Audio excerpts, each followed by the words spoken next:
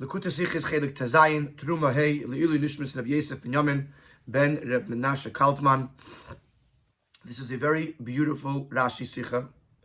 The discussion of the Sicha is whether the neiros, the lamps that were on the menorah, the cups that held the oil and the wicks, that are referred to as neiros, were they part of the menorah, or were they detachable or removable, or were they made miksha, as we will see, as one chunk, one piece, together with the rest of the menorah?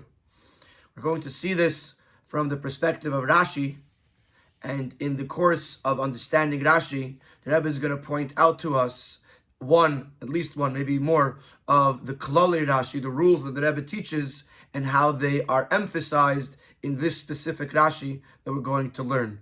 In the Sikha, the Rebbe structures it a little bit different. We're going to start from the Gemara, and then we're going to go to Rashi's Shita, then we're going to go to the Pnim of Rashi, and how it all comes together so incredibly beautifully. In the way the nadis were made. The nadis are the lamps. The lamps, in this case, we are referring to, as I said before, the cups of oil and wick that were on top of the branches that make the menorah lit. So the way these were done is Doha Machlekes in Gemara. There's a dispute in the Gemara. Late ein Deya seinen die Nadis given a tail from the menorah. According to one opinion, the lamps were part of the menorah. The fact that the menorah had to be miksha. Miksha means that it was carved out or chiseled out all from one piece of gold. Not that it was made of separate parts and then welded together. This opinion holds that miksha includes the lamps on the top. So when they took the piece of gold, they chiseled out a base, a spine, branches, and on the top of each branch, the part of the carving out was the lamps. I'd say the Deya is, there's another Deya, another opinion in the Gemara, as the Neides and that the candles, the lamps, were a separate entity. It's just that before, when they were ready to kindle the menorah, they would take these cups, these neiros, put them on top of the branches, and light the menorah. And the preparation of cleaning and preparing these lamps to be lit, to be kindled, is given as besalkal from the menorah. It was in a way that they could be totally removed from the menorah, umanichon beoil, and placed in the oil made, umekanchon, and washed out and wiped out, chulu, etc. In other words, these were removable things. They can be detached and cleaned out, and then put back on for the kindling. There's another machlokes in the Gemara about the neiros, whether they are part of the kikar or not. The kikar is a weight of gold, a quantity. When the Torah says to make the menorah out of a kikar, does that include the neiros or not? And the Gemara links these two machlokes in to say that if you think that they were part of the kikar, then they were also part of the miksha, and they were one piece. If you say that the neiros were not part of the kikar, that the menorah weighed a kikar, but then the neiros weighed more than that, in addition to that, then that would mean that they were not part of the miksha, and that they were removable. So the Gemara links these two machlekes. Und die Gemara verbindet es mit der Plukte, sie das, was es steht bei der Menorah. Kikar zov tar yasa esa, eis kol hakelim ha'ela, meint euch die neiros, as euch ze bois ben ha-kikar. According to, do you say that when it says kikar zov, that it includes also the neiros, and they too were part of the kikar? And that, based on that, you would link this to the previous machlekes, that they are miksha, that they are hewn out together with the rest of the menorah, and therefore part of the menorah. Other, nor the menorah alein is ba min kikar. Or there's another opinion in the Gemara that also only the body of the menorah was part of the kikar. Aber nit die neiros, not the lamps they were not part of the kikar. Und lefi zeh and the neiros nit given miksha. And in that case, the neiros were not miksha, they weren't hewn out together with the menorah, and obviously they were something separate and removable. So you have two machlokesin that are linked together. One opinion holds that the neiros were part of the kikar, and therefore they hold that they were part of the miksha, and the neiros and the rest of the menorah are all one piece. And another opinion that holds that the neiros are not part of the kikar. They had their own weight in addition to the weight of the menorah, and therefore they were not part of the miksha, and they were removable. The Rambam paskin la halacha. To see this in the perspective of halacha, according to the Rambam, menorah haba azav, a menorah that's made out of gold. There is a possibility, if let's say they couldn't afford the gold, that a menorah could be made out of other materials. But in the proper way to have it done, it's supposed to be made out of gold. And in that case, tiya kula kikar im neiresah. The entire thing should weigh 1 kikar, including the lamps. V'tiya kula miksha, and it should all be chiseled out from one piece, not made parts, separate parts that are later welded together. And the Rambam continues, the neiros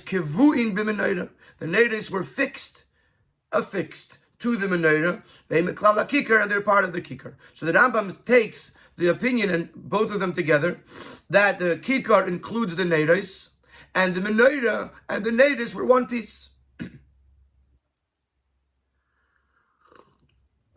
So the question now becomes, what is Shitas Rashi? What does Rashi hold? And Rabbi is going to take us on a journey and first point out to us that just because in Gourarie and Halacha there is a specific way of learning this, Rashi is not bound to that approach, because since Rashi is coming from the perspective of Pshat, Pshat is not always consistent with Halacha Shebetayre. Shigeret feel no, as Rashi bePerushi alateir is mefarish al derech hapshat. Feel when it is nitmastim mit chelek halacha shebetayre. The Rashi approaches the way of pshat, even if it's not consistent with the chelek of halacha. Does that mean ba'ofen boilet in shitas pirush v'nit nidan? And we're going to see this in a highlighted way in Rashi's pirush on the way the menorah was made. The first thing we're going to do in the next paragraph, in the next couple of paragraphs, is we're going to unlink these two machlokesim. We started out saying that according to the Gemara, the two machlokesim, number one, whether the neiros are part of the menorah, number two, whether the neiros are part of the kikar, are interconnected. And we're going to unlink these two machlokesim and say that it's possible to take one opinion in this question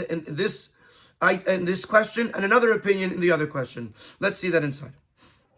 Wie gesagt, verbindet die Gemara die Plukte zu neiros auf ein Miksha mit der menorah, mit der Plukte zu seinen Bois mit der kikar. As we just said, that the Gemara links the two machlokesim, whether the neiros have to be miksha, chiseled out together with the rest of the menorah from the gold, or whether they are part of the kikar. So we said that the Gemara combines these two machlokesim, these two disputes. Wie der Ramban sagt, and as we'll see this in the Ramban, al das kulam leyave b'mishkal hakikar ela guf habenorah b'mesha hu ima miksha, that everyone agrees that in the weight of the kikar, this only includes the menorah and that which was carved out or chiseled out together with it.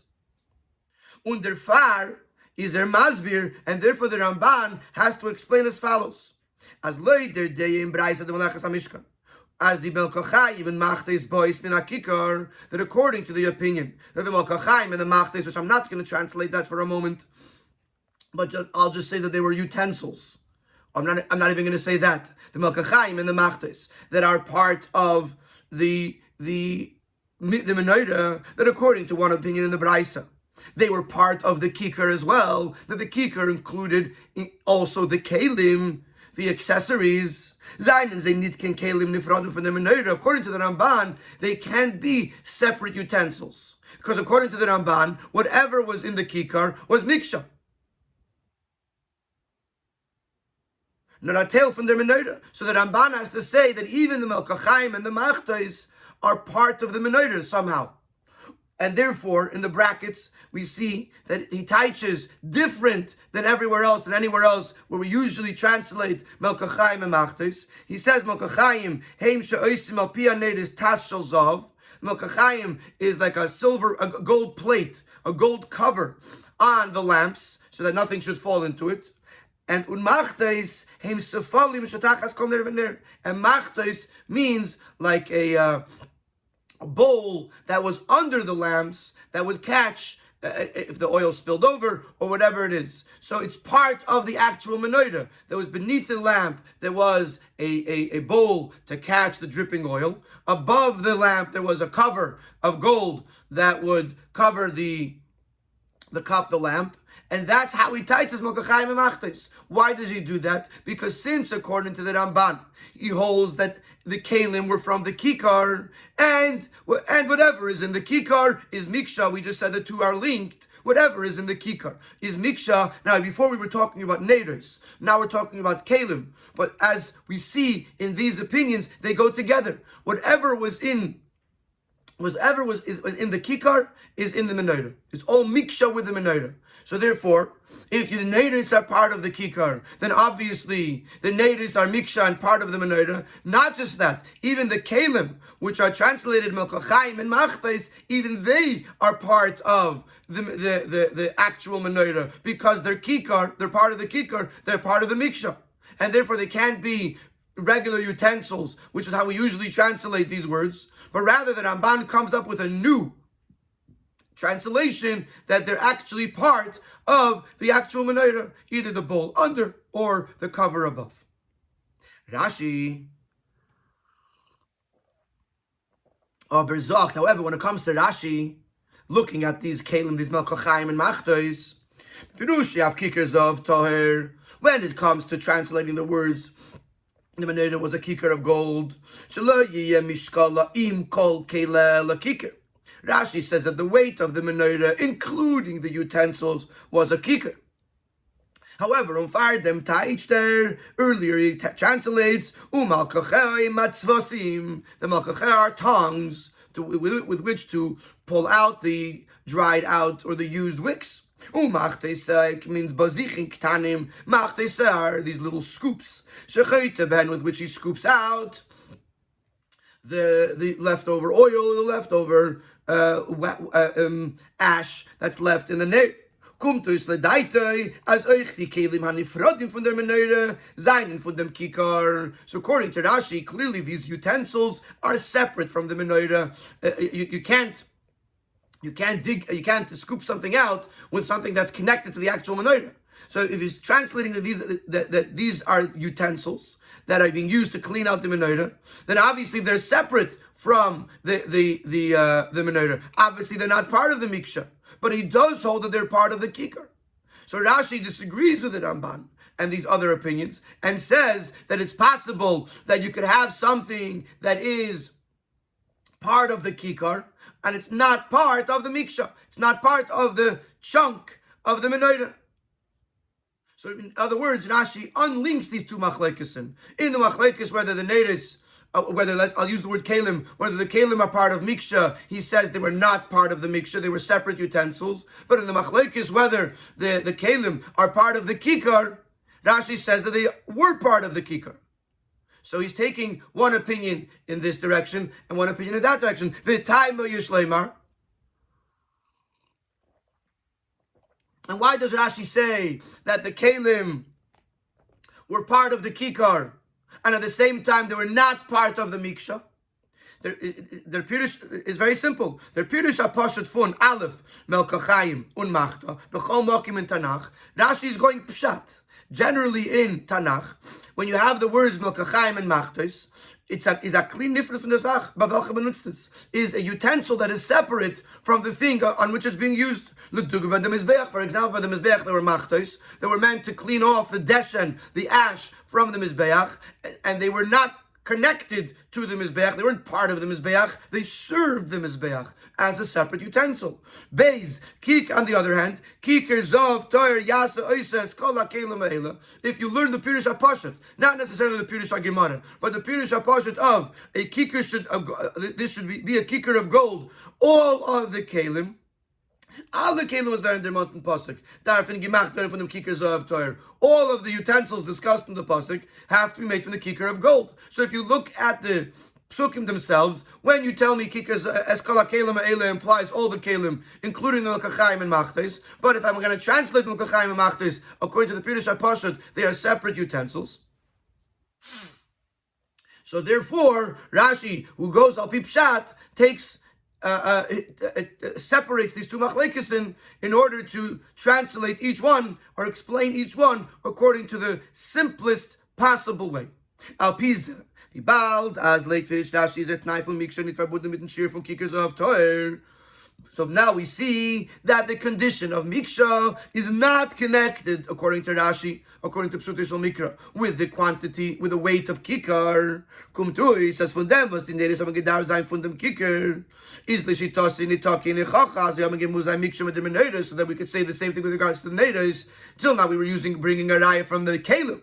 But the same thing could be applied to the neiros. That even though Rashi holds that the neiros were part of the kicker, as we will see in the Hemshech HaSicha, nevertheless, there is not any proof that he holds that the neiros were part of the miksha, part of the menorah itself.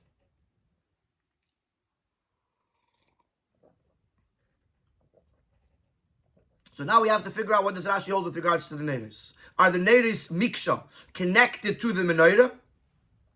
Or are they a separate, removable accessory of the menorah?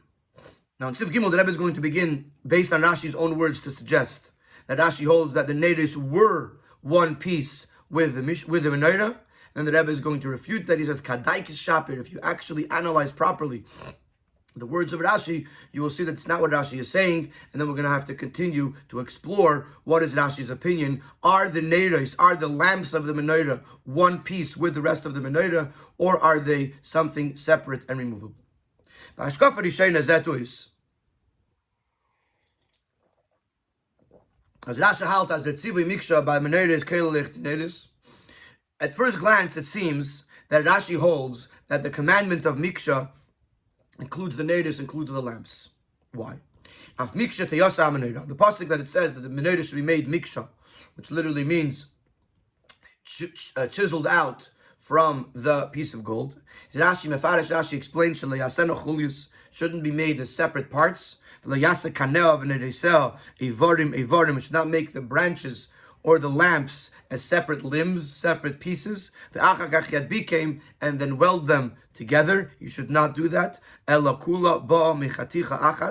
just that entire menorah comes from one piece. Umafrid hakanim elich ve'elich, and then shapes the branches in the two directions of the menorah. So let's see what Rashi says. Since Rashi is saying that you're not allowed to make the neiros, the lamps, as separate limbs and later to weld them together, as today or as even in those days, most of these types of vessels are made. Let's say a menorah today, you buy a large menorah. The way it's made in separate parts, and then it's all brought together, screwed together or welded together. That's how normally it's done. Here comes Rashi translating the word miksha and saying you're not allowed to do that. As the neiros muslim lechatchila gemacht ber miksha mit der menorah. And notice that Rashi includes the word neiros. Sheleyasa kaneha v'neiros, the branches or the lamps evarim. Seemingly, this implies that the neiros have to be miksha with the rest of the menorah. It's very clear.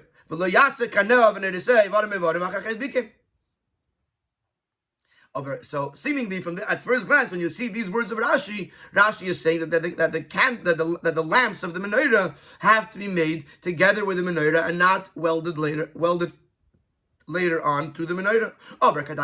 If you will analyze this well, this must not be understood this way.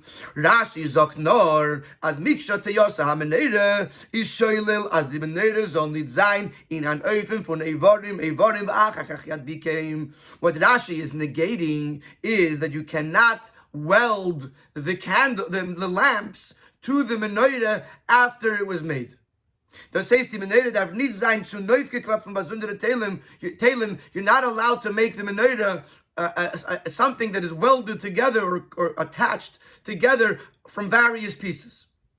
Und in dem sagt Rashi, and for this Rashi says, as Punkt wie die Knei menorah aber nicht getort sein, just like the branches could not be separate parts that are later attached, as they tarmen euch nicht medabig sein die neiros der menorah, so too you're not allowed to attach the lamps to the menorah, because then it's not one piece. Aber wegen dem, sie die Neides können sein und bleiben besondere Chalaken von der Menorah. But with regards to the fact of leaving the Neides as removable, separate pieces from the Menorah and not attaching them later. No, Mishtotzi Aruf of the Rashi Akanim just being placed upon the branches. Rashi doesn't discuss this. In dem Eifen is doch the Menorah Miksha. These mechaticha achas. Because if the neides are removable, then the Menorah remains Miksha, remains one piece. See, it's going to double to the Menorah because nothing is attached later to the Menorah. This is a very, very fine differentiation, but it is so important. There's two things that we could learn from this Rashi. Number one, that the neides have to be one piece from with the Menorah. Number two, that you're not allowed to attach anything afterwards to the Menorah or during. So the Rebbe is saying that what Rashi is telling us is Menorah has to be chaticha achas. Anything that's part of the Menorah has to be one piece. So you can't make a Menorah and then attach the candles, the lamps rather, later on, because then it's not chaticha achas. But if you never attach the lamps, if you were following the shita that the lamps are removable, then you still have chaticha achas. There's no proof from Rashi that Rashi would have a problem with that. Rashi's problem, or obviously the way he's teaching Miksha, is to take to actually weld the neidos to the Menorah after it was made or while it's being made. That's a problem. But if you're never going to attach it later, then there's no issue. You could make the Menorah Miksha, make the neidos later on separate. When you have to light the Menorah, you put the neidos on top, then you can remove the neidos, and there's no issue of miksha, there's no problem of not being miksha because they were never welded together. Alpi says, and this also explains, so you look back to the Rashi that finishes on the top of the same column that we're in the middle of reading. It says, the second part, the whole Menorah has one piece,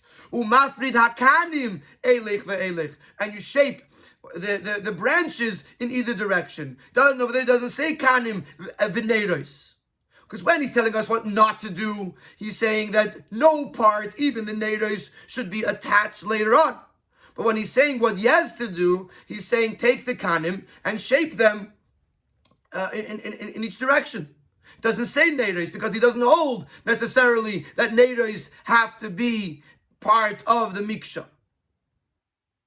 So in Sif Gimel, the Rebbe is clarifying that when Rashi says Rashi is teaching us that you're not allowed to have a menorah made of parts. They can't be made of various parts that are welded together.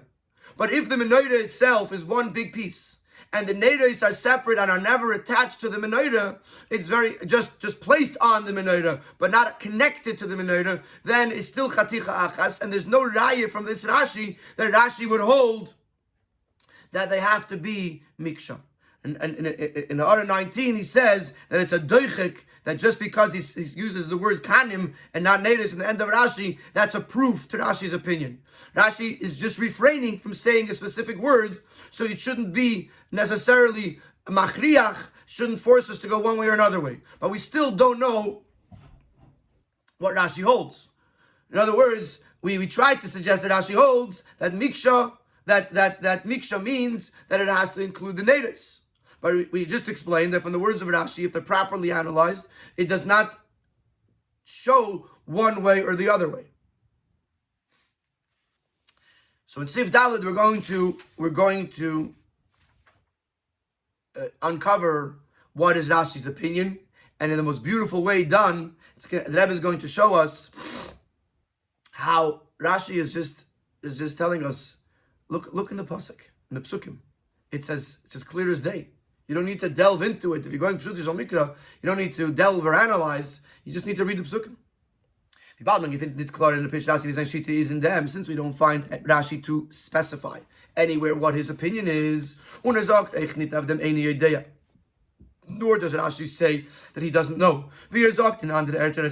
Rashi does say in other places. Vud the Pirush in pasuk is not clear where the meaning of the pasuk is not clear to Rashi, but Rashi does not say any idea, nor does he say anything specifically. Darf men zogin, we must conclude as in limud pshat. It says hazei pashut that when you learn the pshat, it is so obvious.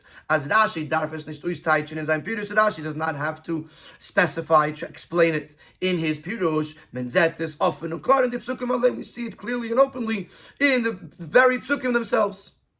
In other words, if there was a question and Rashi didn't know the answer, he would have to say any idea, because Rashi addresses any question that a Mechamis Mikra has to have.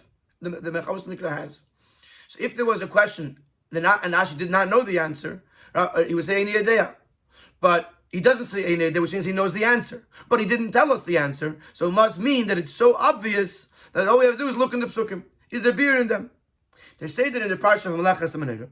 They say that in the parsha of how to make the menorah, how to craft the menorah, which is obviously in Parshas Teruma, the parsha that we are learning this week. So the order of the psukim is as follows.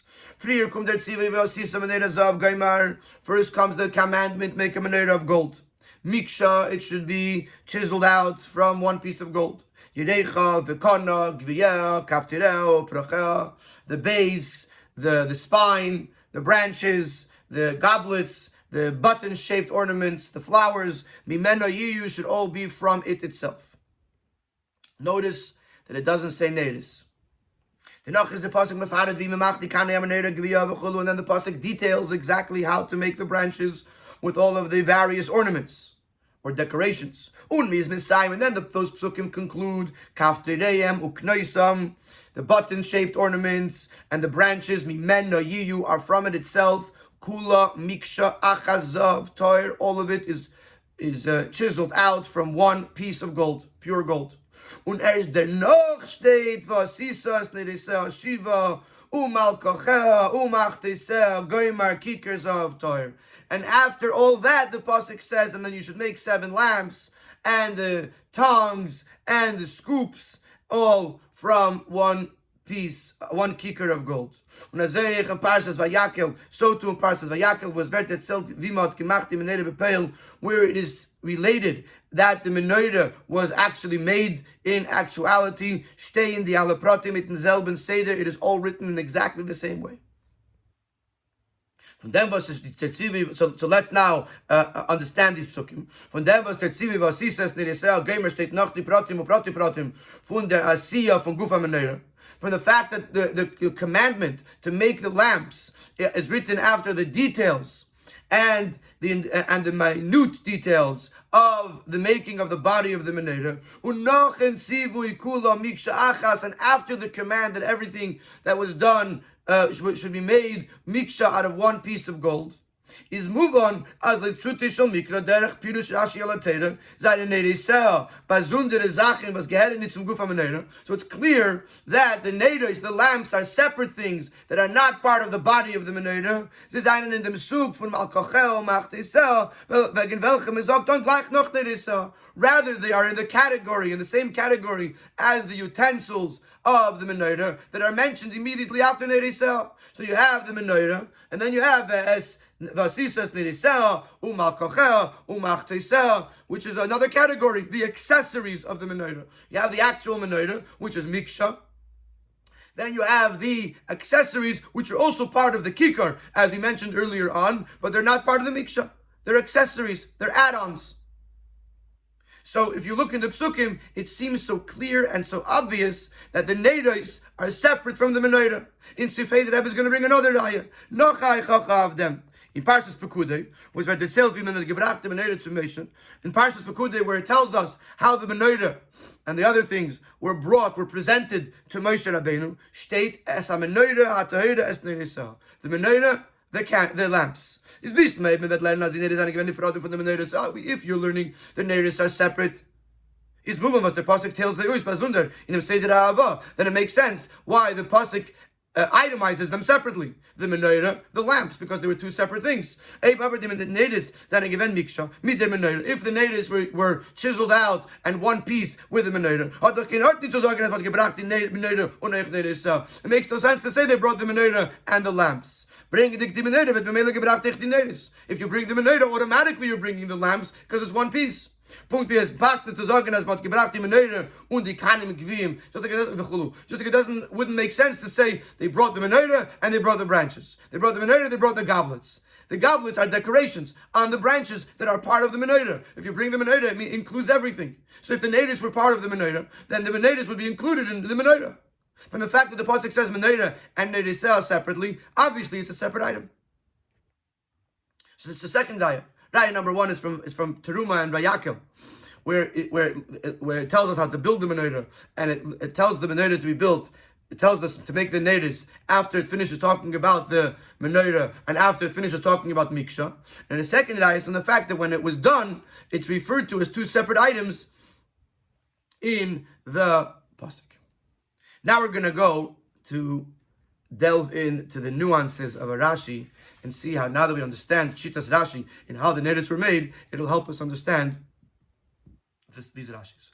Pianal, as late Shitas Rashi beprushi ala Torah, that the natives nit nichlal in mtzivu from miksha. That according to Rashi, the way Rashi teaches the pshat of the pasuk, the natives were not part of the miksha; they were not part of the one menorah. Und mir ist in Pirush Rashi in Parshas Vayakel. This will answer a number of questions on the Rashi in Vayakel and differences between our Rashi, the Rashi here in Teruma, and the Rashi in Vayakel, with the Torah at Nachama the Melechas Mishkan, where once again the Torah is discussing the work of the Mishkan. In Pasuk Vesneit Meneres Amor Ves Kelea Vesneit Seha in Parshas Vayakel. So this is in the beginning of Vayakel, where the Torah is listing all of the things, towards the beginning rather, where the Torah is listing all the things that they're going to be making. It says, the menorah to illuminate, there's kileha and the utensils, there's nerisah and the candles and the lamps. Rashi quotes the word nerisah from the pasuk, one is mefarish, lutzinish bilaz, that in little bilaz means in the secular language. Rashi lived in France, so usually these words are in French or in Old French. So Rashi says, in the secular language, the translation of neiros would be lutzinish. And then Rashi explains it, bazichim, cups, or spoons, sha'ashemen va'apsilis nasurin bahen, that the oil and the wicks are placed within them. It's nicht verstandig. So we have three questions. Aleph. If the Verter is Nerisa in unser Parsha, and these very same words in our Parsha, with the natives of the native and the mountain national, where the natives of the native are mentioned for the first time, that natives are like spoons, like cups, like receptacles, in which you put oil and wicks. Since Rashi already translated what natives are in our parsha, why does Rashi have to say it again in Parshas Vayakel? It means this question is even greater. Rashi outlines up in Parshas Vayakel mit etliche psukim früher, a few psukim earlier in Vayakel. Rashi says, I already explained the contributions to the Mishkan and the work of the Mishkan in the place where they were commanded, which is Parshas Teruma and Tetzaveh. High time is that Rashi nit nefarish deruba from the Yonim the nidvas melechas Mishkan, and for that reason Rashi does not explain most of the parts of the contributions or the work of the Mishkan, unless there's something unique that is being learned in Vayakel that we wouldn't have known from Teruma and Tetzaveh, where it was originally commanded. So other than that, Rashi does not translate all these psukim again.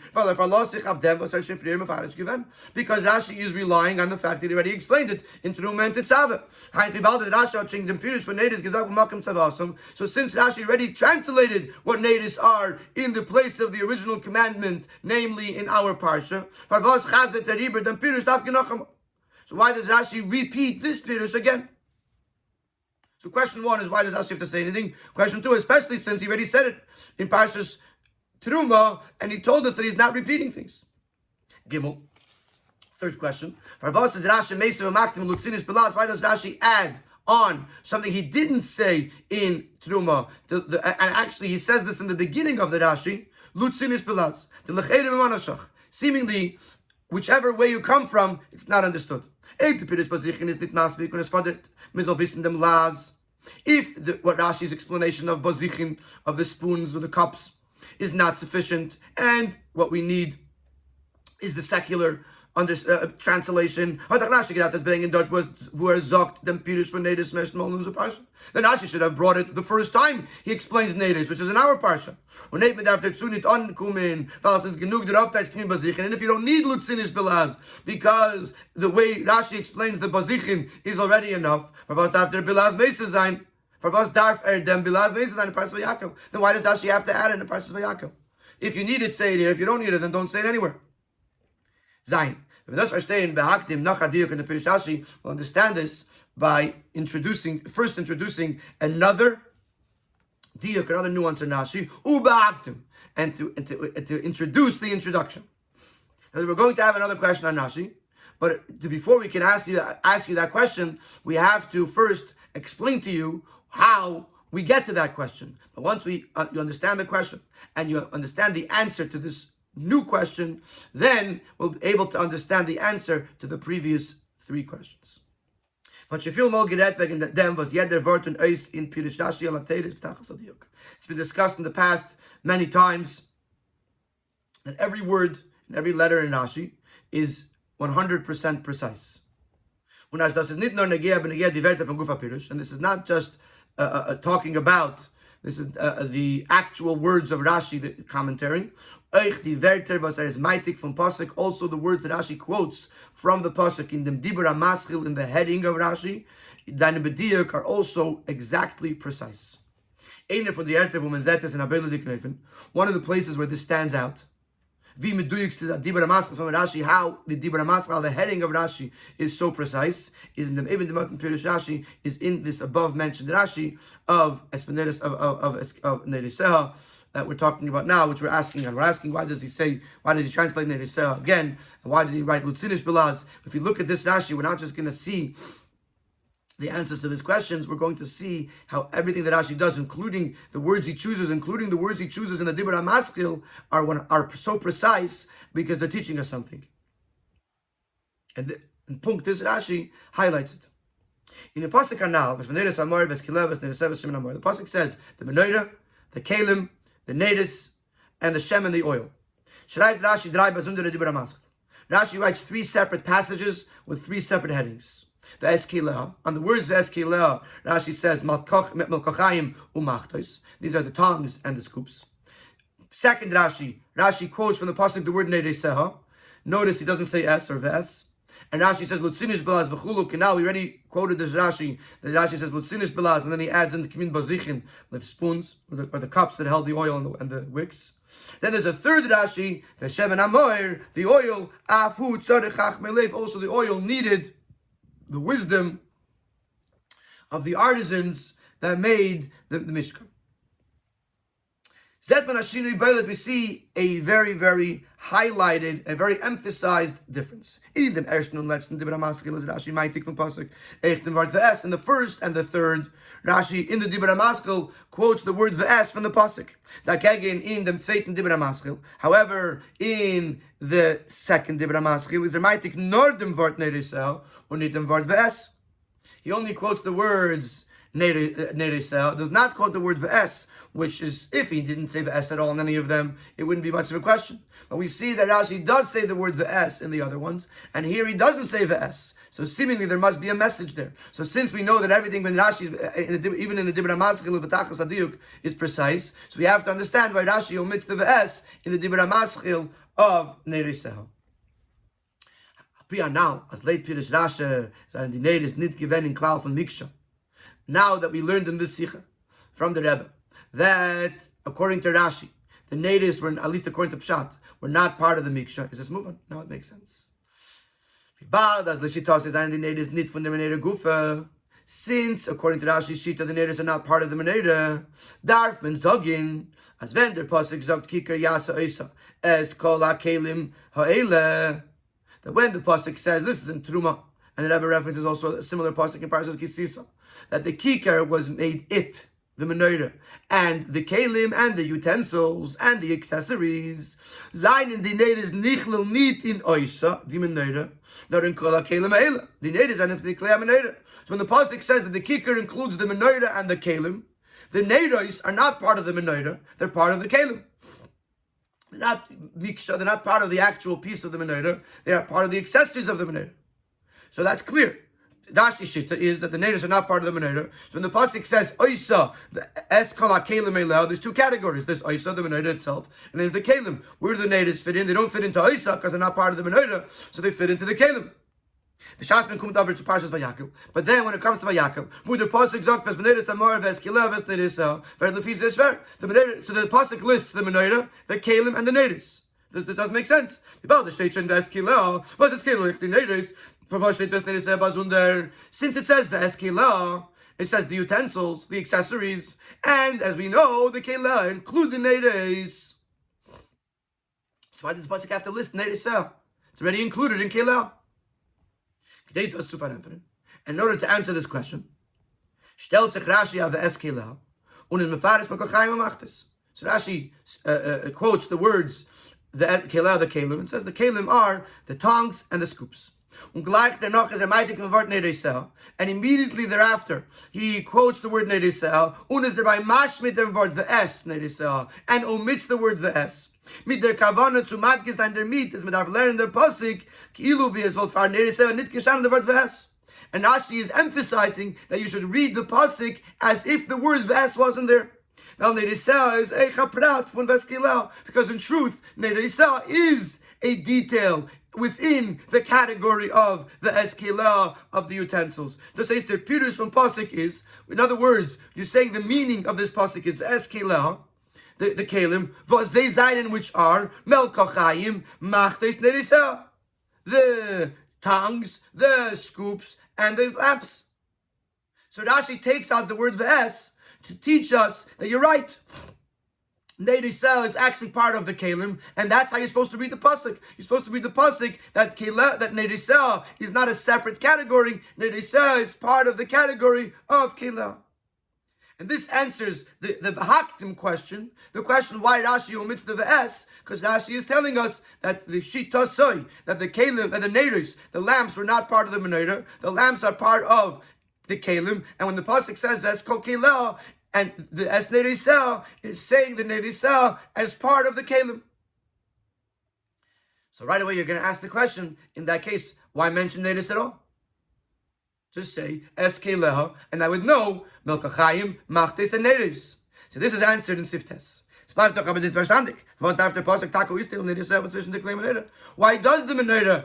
pasuk have to single out Nerisah if it was just one of the kalim, and the pasuk could have just sufficed by saying Eskeleha? This is why Rashi brings in the laws, the secular understanding, translation of the pasuk of the word nerisel. First, from the word bilaz meant lichtigkeit. The meaning of this word lutzinish, it means light. In other words, kimim bazichin. When Rashi explains what it looked like, that is describing what it looked like, what the shape was. What is the meaning of the word neris? It means light. Und der Tam for was die neris werden angerufen als Shema.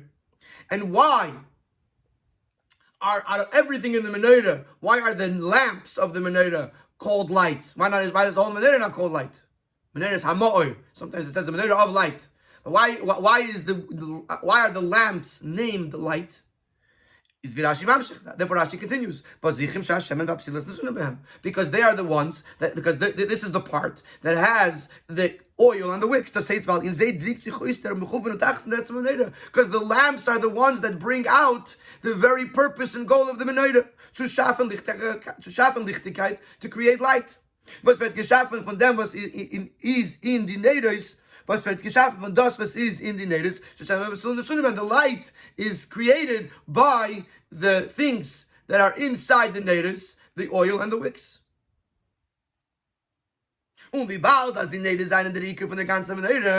since the lamps are the main part of the entire menorah, because they're the ones that actually produce the light, is verstanden. Was der Pasuk tells the Uis Bazunder from the end of the Kliyah menorah. It makes sense why the Pasuk singles it out. That's Neresah, because Neresah is the whole point of the whole menorah.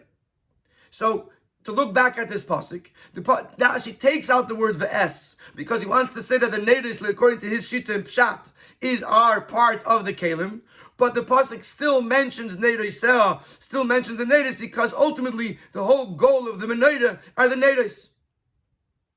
And therefore Rashi has to add lutzinish belaz in order to tell us that. So if we go back to the three questions that we had on the Rashi, why does Rashi say something over here? Why and not rely on what he said in Parshas Teruma? The answer, and especially since Rashi doesn't usually repeat itself unless there's a point, but there is a point over here. Here, Rashi is coming to explain to us, on the one hand, why Nerisah are mentioned, that they have to be met. That Rashi is first coming to explain to us why the Nerisah are. That the Nerisah are included in Keilah, but they still need to be mentioned because they are the ultimate goal of the menorah. And that also explains our third question was, why does Rashi bring in Lutzinish? Because over here Rashi has another purpose. Rashi is trying to emphasize that the Neros are the main part of the menorah, and that's why the pasuk itemizes them separately from Keilah. And therefore over here, it's Negeya to tell us Lutzinish Belaz. It wasn't Negeya in Parshas Teruma. And with this, our questions are now answered. We see so strongly how every word and every letter of Rashi, even in the Dibur HaMaschil, is precise, and is highlighted punkt in this Rashi, and not punkt, but it's highlighted in this Rashi, and we get to see, we understand the shita of Rashi, how Rashi follows pshat, how everything fits into the pasuk so beautifully. This, even if sometimes it's not consistent with halacha, and we now understand the shita of Rashi properly with regards to the neiros, that while they were part of the kikar, they were not part of the miksha. They were removable. They could be taken off the menorah. They could be put back on the menorah, and yet they were the main feature of the menorah. They were the ones that produced the light.